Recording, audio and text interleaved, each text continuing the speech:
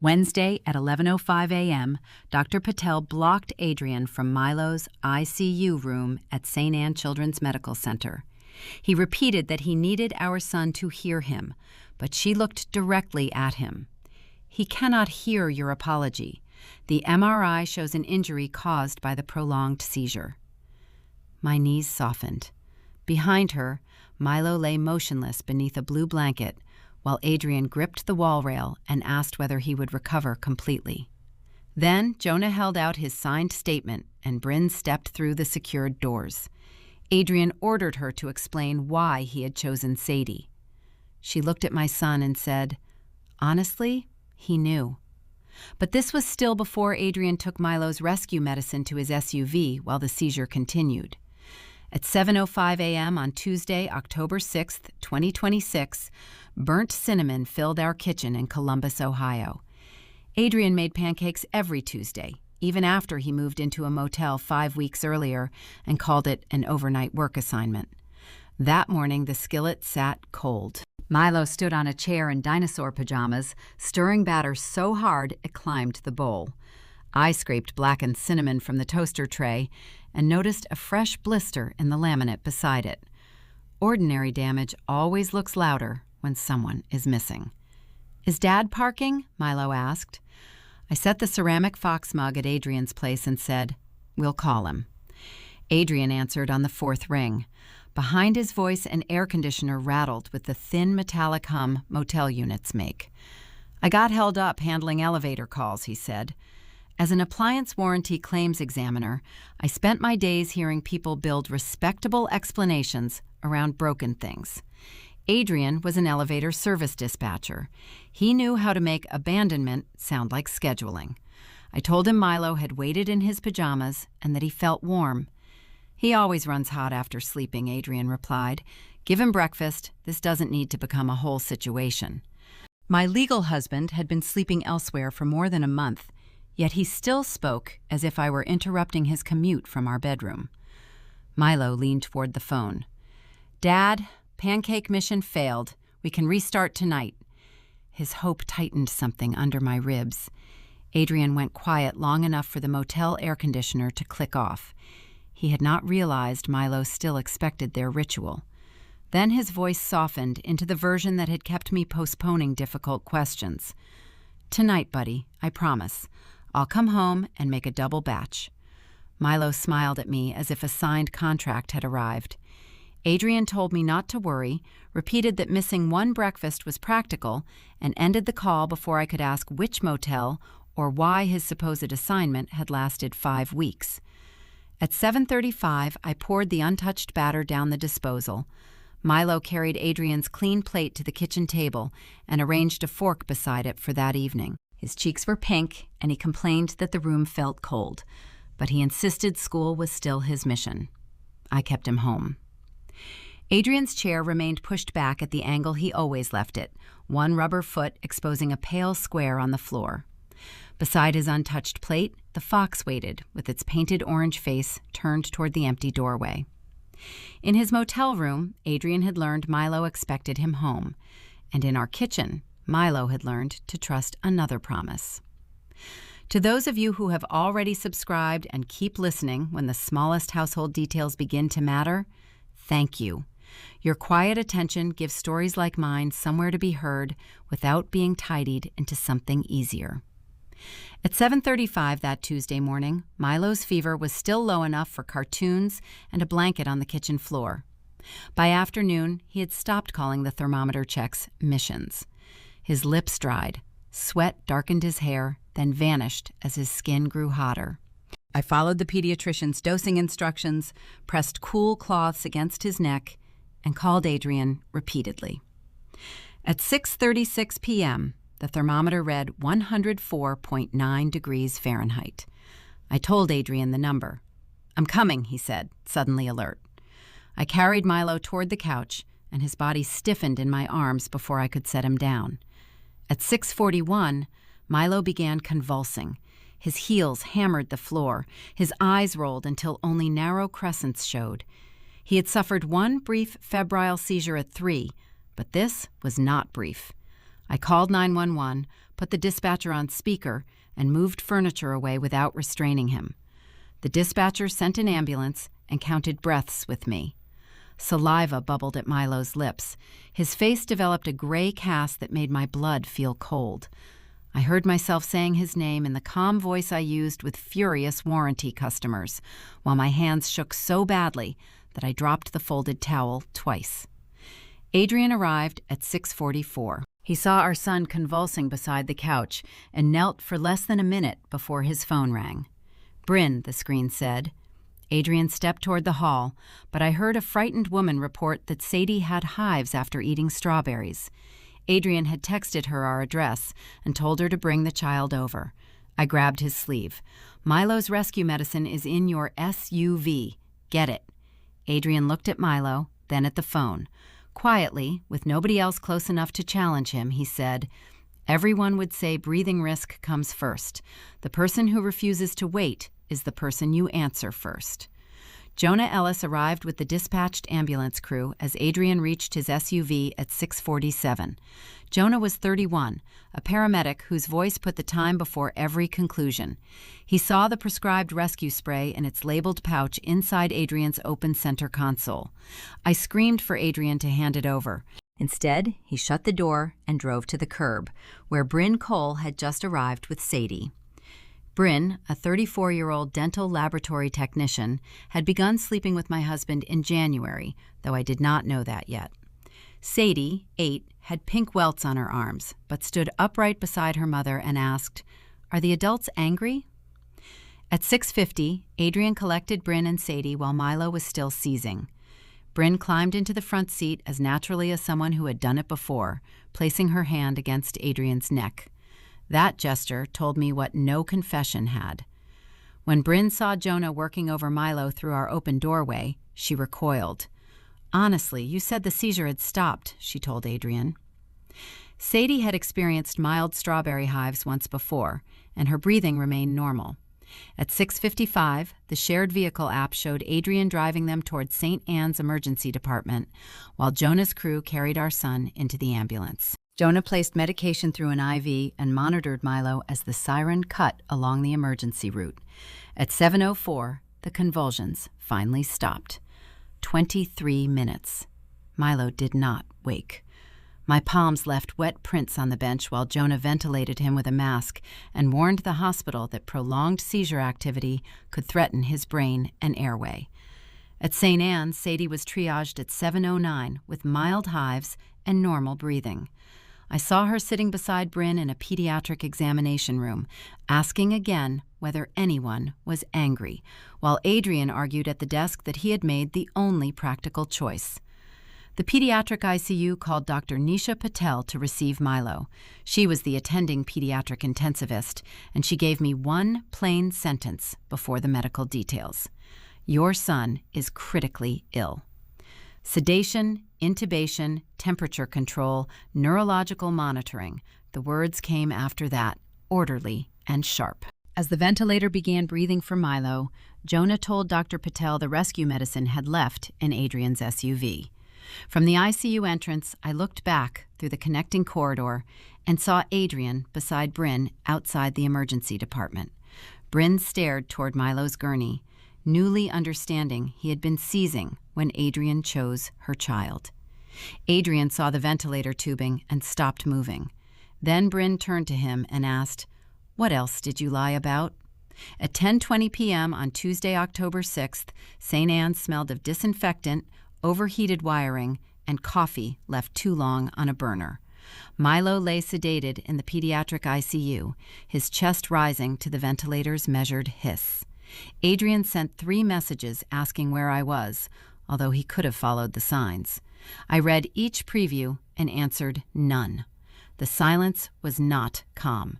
My jaw hurt from clenching it, and every few minutes my body remembered the sight of Milo's heels striking our floor. I left Dr. Patel with him and asked the charge nurse where the paramedic from our ambulance had gone.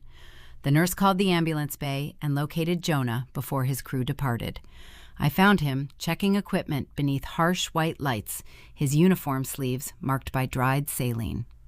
"I need the exact timeline in writing," I said. Jonah studied me, then closed the compartment. At 6:41, seizure onset was reported. At 6:47, I saw Adrian Price leave with the prescribed rescue medication in his SUV.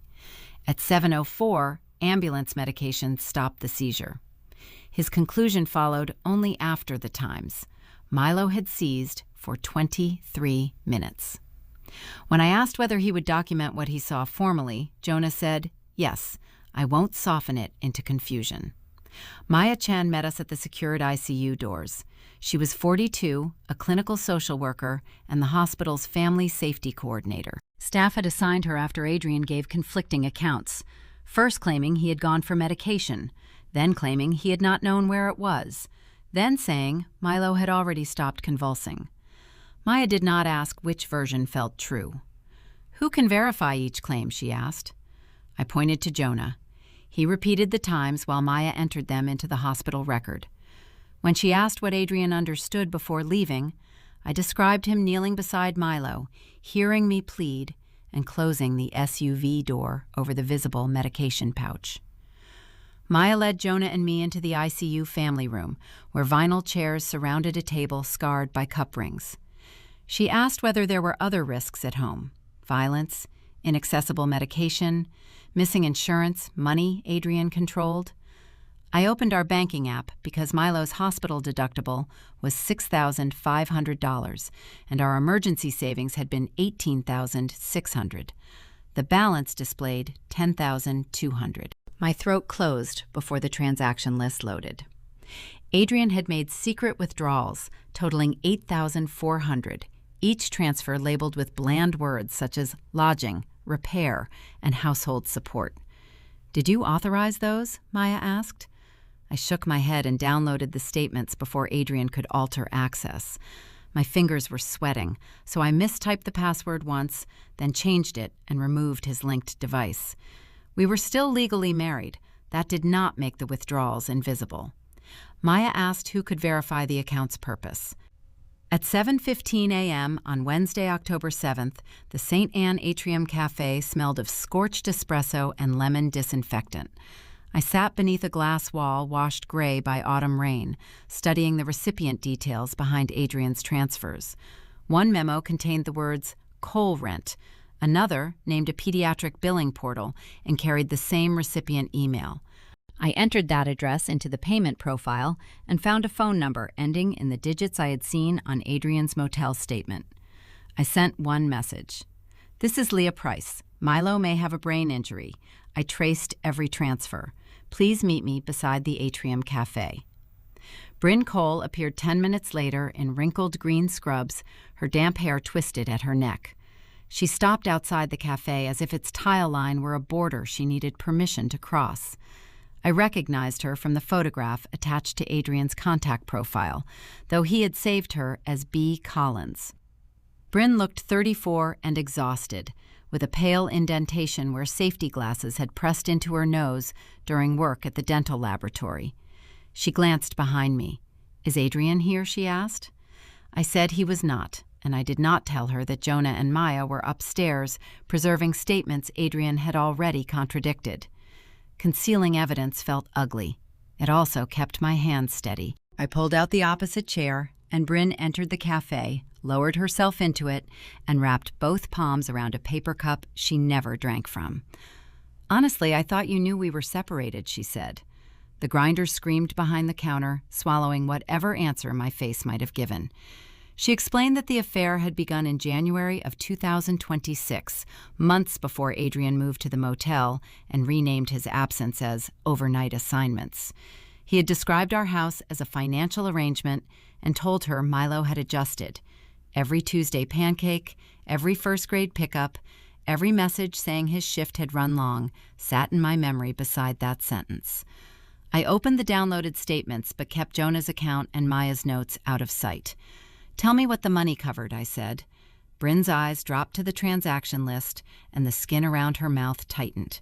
$7,200 had covered her overdue rent after her landlord threatened to file for eviction.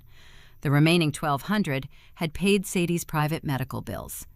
Bryn said Adrian transferred the money through her account in pieces, insisting it came from overtime bonuses and a separate emergency fund that belonged to him. Every diverted dollar had reached her. Nothing had repaired an elevator, paid for a motel, or supported our household. She pushed her untouched coffee away, leaving a wet brown crescent on the table. "Honestly, I asked whether Milo needed it," she said. "Adrian told me you had more savings than you could use." My throat tightened around the image of the hospital deductible waiting while our money had kept another apartment locked against eviction.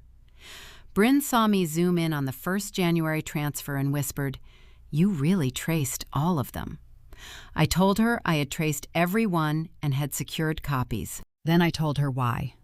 Milo had convulsed for 23 minutes, and Dr. Patel could not yet tell me what the seizure had done to his brain.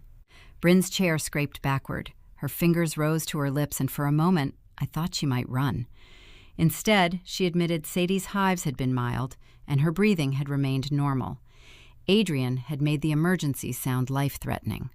"He said Milo was already with the ambulance," she murmured. "He said you had everything handled." I watched the pulse jump beneath her jaw and asked what she had heard before he collected them.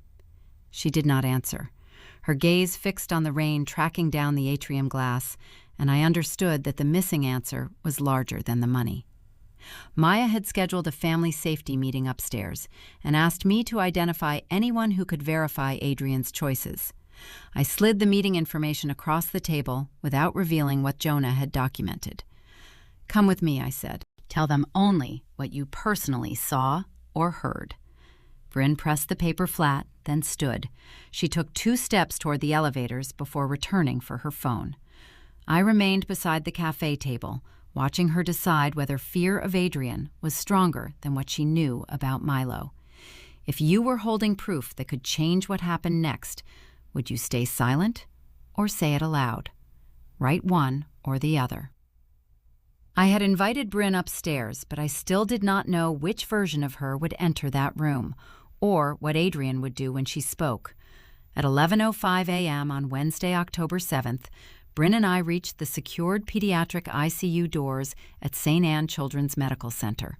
She used the sleeve of her green scrub top to dry her palms before I rang Maya. Through the glass, Jonah sat in the family room with his completed emergency care statement on his knees while Maya compared it with the hospital record. Dr. Nisha Patel came from Milo's room carrying a tablet against her white coat. Before she could speak, the elevator opened hard enough to strike its stop, and Adrian hurried into the corridor. Maya had notified him that Milo's legal guardians were required for a safety meeting. He arrived, breathing through his mouth, his face colorless, his hands shaking so violently that his visitor badge rattled against his jacket zipper. Adrian looked past me toward Milo's door. "I need to apologize to my son," he said. He framed the request as if access with a practical solution to a scheduling mistake. He claimed he had panicked, that Sadie had seemed unable to breathe, and that he had believed the ambulance carried medication stronger than anything in his SUV. Jonah rose behind the glass. Bryn stopped beside me, making Adrian notice her for the first time. His shoulders jerked. He asked why she was there, then told Maya this had become a private marital dispute. Maya did not argue with the label. "Who can verify that Sadie could not breathe?" she asked. Adrian's eyes moved from Bryn to the ICU door without settling on either. Dr. Patel stepped between Adrian and the badge reader. Her voice began with one plain sentence. "Milo has a brain injury." The corridor seemed to contract around the ventilator hiss coming through his door. Adrian gripped the wall rail, and Dr. Patel continued with the medical detail. The MRI showed injury in the hippocampus after the prolonged seizure. That structure helped form and retrieve memories.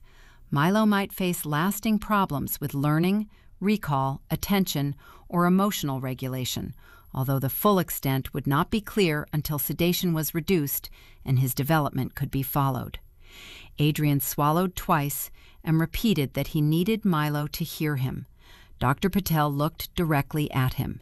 "He cannot hear your apology. The MRI shows an injury caused by the prolonged seizure." My knees softened, but I stayed upright by pressing my fingertips into the seam of my jeans. I had spent the night preparing myself for uncertainty, not for an injured structure with a name. Behind Dr. Patel, Milo lay motionless beneath a blue blanket, adhesive leads bright against his chest. His first-grade reading folder had been a mission. Tying his shoes had been a mission. Now the part of his brain that carried new learning had a pale, abnormal area on a scan. Adrian asked whether Milo would recover completely. Dr. Patel said no one could promise that. The seizure had continued for 23 minutes, and earlier rescue medication could have shortened it. Jonah opened the family room door when Adrian said the medicine had never been available. At 6:47 p.m., I saw you leave with it in your SUV, Jonah said. He held out the signed statement, but Adrian refused to take it. Adrian insisted he had not understood that Milo was still seizing. He said the room had been loud, Leah had been hysterical, and Bryn's call had presented a second child in immediate danger. The phrases arrived arranged like dispatcher priorities: 2 emergencies, 1 vehicle, 1 supposedly practical decision. Sweat darkened his collar. He turned to Bryn and told her to explain Sadie's condition. Bryn flinched when he used that commanding tone, then walked through the secured doors after Maya released the lock. She crossed the threshold into Milo's ICU room and stood where she could see the child Adrian had left. Honestly, he knew, Bryn said. Her voice was thin at first, but the monitor beside Milo made the silence around it exact. She said she had called Adrian while he was inside our house. He put her on speaker because he was gathering his keys. Through the phone, she heard furniture striking the floor, me counting Milo's breaths, and Adrian saying Milo's name while the convulsions continued. She heard me tell him the rescue medicine was in his SUV. Adrian then muted the call. When he returned to it, he told Bryn the ambulance would manage Milo and that Sadie could not wait. Bryn's face folded as she looked at me. He heard your son seizing, and he still came for us with the medicine in the car. Adrian's mouth opened, but no denial emerged before Bryn continued. At her apartment, Sadie had been frightened and scratching raised patches on her arms, yet she was talking normally and breathing without difficulty. Bryn had offered to wait for emergency medical services or drive herself. Adrian refused because, in his words, the person who refuses to wait is the person you answer first. He had told her that choosing Sadie would prove she and her daughter came first and keep Bryn from ending the affair. During the drive, he described Milo's seizure as brief and already controlled. At the emergency department, Sadie was triaged with mild hives and normal breathing. Bryn said she had believed Milo was safe until she saw him taken into intensive care. No, Adrian said, and the word came out wet and small. He accused Bryn of changing her story because Leah had threatened her over the money. Bryn's shock hardened into something quieter. She told Maya that Leah had threatened nothing. Adrian had lied to her about the savings, lied about Milo's condition, and lied to hospital staff after arriving. I watched him understand that Bryn knew I had traced every transfer and that she was no longer protecting the version of him those payments had purchased. He reached toward her phone. Jonah moved between them without touching Adrian, while Dr. Patel shifted closer to Milo's bed. The monitor continued its green, regular climb and fall. Milo remained sedated and learned none of it. Maya asked Bryn who could verify the speaker call.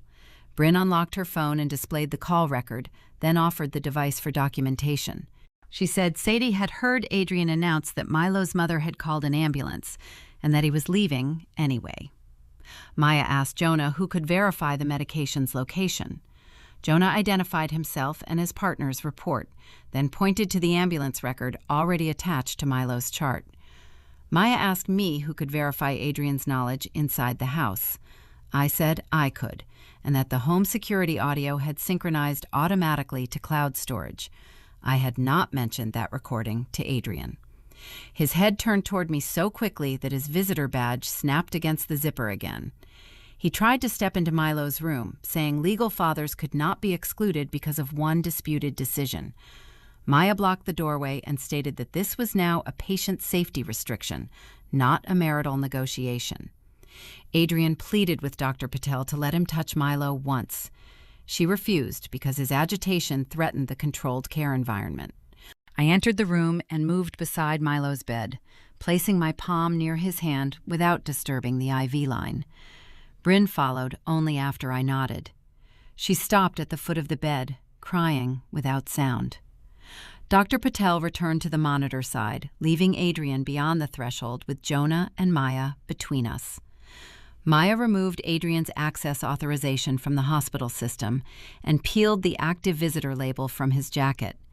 The secured doors released for 2 hospital security officers she had summoned through her staff badge. Adrian backed into the corridor, looking from Jonah's statement to Bryn's phone, and then through the glass at Milo.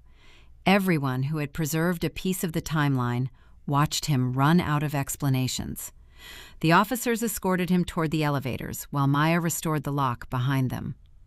Adrian remained visible in the secured ICU corridor for one final second, shaking beneath the white lights, before the closing doors cut him off from our son. The next week and a half was filled with Milo's rehabilitation assessments, calls from lawyers, and nights when I slept in a vinyl chair at St. Anne instead of going home. At 9:30 a.m. on Friday, October 16, 2026, I sat in Franklin County Family Court with $3,700 left in accessible savings and Milo's $6,500 hospital deductible already paid. The courtroom smelled of wet wool and copier heat. Adrian sat across the aisle in the navy jacket he wore to dispatch elevator crews, tapping one polished shoe as if delay were the injury being done to him. Maya Chen had come under subpoena after the court assigned Judge Imani Frost to my emergency petition. Maya carried the hospital safety report against her chest, its corners softened by 9 days of handling.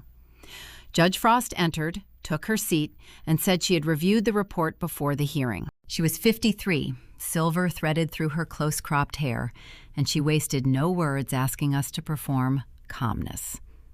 Maya testified first. She explained that staff had assigned her after Adrian gave conflicting accounts of why he left our house and when he learned Milo was seizing. She identified Jonah Ellis's signed emergency care statement, Bryn's documented call record, the ambulance medication log, and the preserved home security audio. Adrian's attorney objected to the audio until the court clerk confirmed its authentication affidavit. Then, Adrian's own voice filled the courtroom. The person who refuses to wait is the person you answer first. A second later, Bryn could be heard saying that Sadie had hives but was breathing normally. My palms went slick against the wooden table. Maya stated that Adrian had seen Milo convulsing, knew an ambulance was coming, and left with Milo's rescue medicine in his SUV. Judge Frost looked at Adrian. "Did you know your son was still seizing when you drove away?" she asked. Adrian called it practical triage. Professionals were coming for Milo, while Bryn might have left him if he refused to help Sadie. Judge Frost's expression did not change. She asked whether preventing Bryn from leaving was part of his emergency assessment. Adrian swallowed, glanced at me, and said, "Family situations were complicated." The skin along my arms tightened when the recording continued, with Milo's heels striking the living room floor and my voice counting his breaths. No photograph had frightened me as much as hearing that sound while Adrian sat 12 feet away and treated it as debatable. When I testified, I did not describe our marriage. I described access. Adrian had withdrawn $8,400 from emergency savings while claiming motel charges were work expenses. Bank records traced $7,200 to Bryn's overdue rent and $1,200 to Sadie's private medical bills. Adrian said he had intended to replace it. I told Judge Frost that intention had not stocked Milo's medicine, paid his deductible, or given me a second adult authorized to bring him home safely. Maya verified the proposed discharge plan. I would manage medication, rehabilitation, school accommodations, and transportation. Adrian would receive updates through a monitored parenting application. She also confirmed that St. Anne would not approve discharge while Adrian retained unrestricted pickup authority. Judge Frost made a note, capped her pen, and raised her eyes. "I make 4 findings," she said. 1. Adrian Price knowingly left a seizing child after observing the emergency. 2. He removed medication needed for that child's rescue plan. 3. His financial conduct reduced resources available for medical care. 4. Unsupervised contact presents an immediate risk. She granted me temporary sole, legal, and physical custody, ordered Adrian's contact supervised through an approved center, prohibited either of us from withdrawing joint funds without court authorization, and directed that the disputed amount be restored before we left. The ruling steadied nothing inside me. Temporary meant another hearing. Supervised visits meant explaining them to Milo, and winning meant returning alone to a rehabilitation room where our son still searched for ordinary words. Adrian opened his banking app under the clerk's observation and signed the repayment authorization. For once, he did not call his choice efficient. My phone showed the $8,400 transfer as cleared, and Judge Frost ordered the confirmation entered into the record. Adrian remained at counsel table in the courtroom, staring at his signature while the clerk collected the papers. Maya touched my elbow and said, "The court adopted the safety plan." I nodded, walked with her into the courthouse hallway, and called Milo's rehabilitation unit to say I was coming. The elevator arrived with a dull bell. I stepped inside carrying the custody order and the cost of having needed it. Approximately 3 months passed in speech therapy rooms, occupational exercises at the Price House, and evening practice missions that Milo completed one careful word at a time. At 8:10 a.m. on Monday, January 11th, 2027, we stood inside Maple Ridge Elementary School while sleet clicked against the front windows.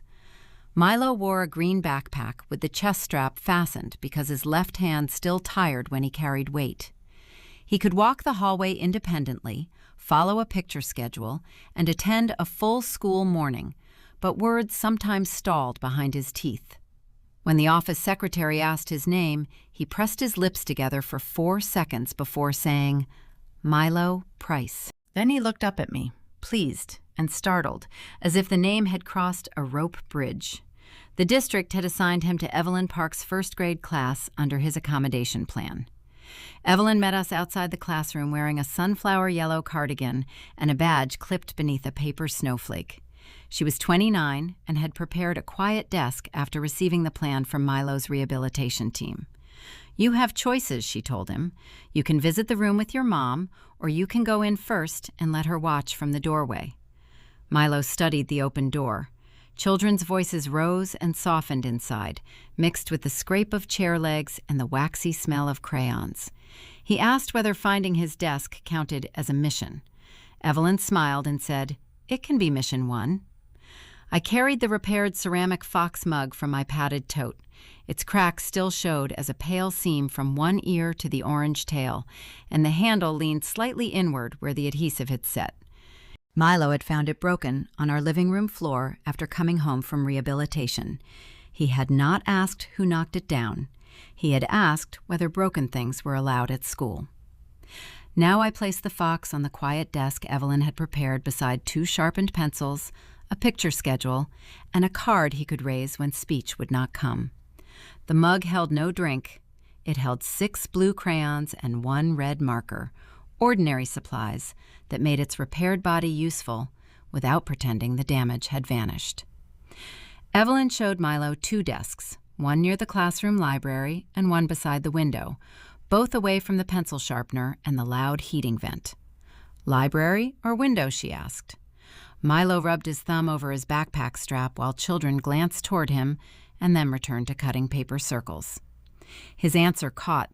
I felt my own throat trying to produce it for him, the old reflex to rescue every silence before it became frightening. Evelyn waited without lowering the choices or filling the gap.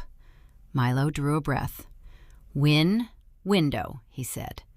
Evelyn nodded as if he had spoken at normal speed. "Then that one is ready for you." He walked to the window desk and touched the fox's repaired ear. A boy named Caleb offered him a glue stick. Milo looked back at me, and for 1 second I saw the hospital bed in the angle of his shoulders. Then he asked Caleb, "What's the mission?" The sentence was uneven but complete. Caleb pointed to a worksheet covered in mitten shapes and explained that they had to circle pairs. Milo unfastened his backpack by himself and slid into the chair. Evelyn entered the first-grade classroom behind him, placed his picture schedule within reach, and told him he could choose a pencil or marker to begin. He chose the red marker. I stayed at the school doorway because leaving was now my task, not his. Evelyn caught my eye and quietly asked whether he had selected the window seat on his own. I said yes. She wrote the choice on the accommodation notes, then moved nearer without hovering as Milo and Caleb counted mittens. Milo did not ask when Adrian was coming. His supervised visits had become brief, structured appointments, and this morning, Adrian had no place in the routine. When the first bell sounded, Milo flinched, but remained seated. He lifted the card that meant he needed a pause, waited until the sound ended, then lowered it and returned to the page. Evelyn gave me one small wave from inside. Milo noticed and raised 2 fingers without turning his whole body. I answered the same way. My hand shook after I lowered it, though nothing in the hallway was dangerous. I watched him complete the first pair, whisper, "Mission 2," and lean toward the next.